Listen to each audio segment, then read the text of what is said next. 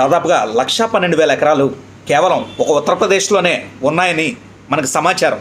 అలాంటప్పుడు ఇప్పుడు వక్ఫ్ బోర్డుకు మాత్రమే కాగితాలు లేనివి ఎందుకు ఉండాలి?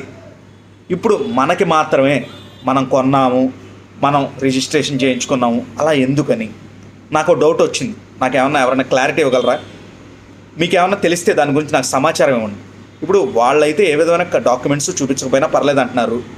మరి ఈ ఇల్లు నీది అని మనం మాత్రం ఎందుకు కన్ఫర్మేషన్ ఇవ్వాలి ఈ ఇల్లు నాదని?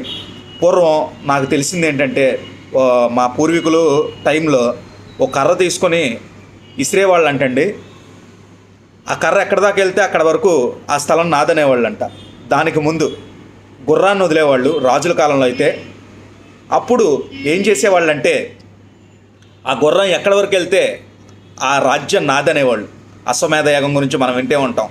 అలా ఇప్పుడు ఎందుకు ఉండదు, ఎందుకు లేదు, అసలు అది ఎలా వచ్చింది అనే ఏమన్నా వాటి గురించి మీకు ఏమైనా తెలిస్తే నాకు కొంచెం కమెంట్ రూపంలో తెలియజేయండి.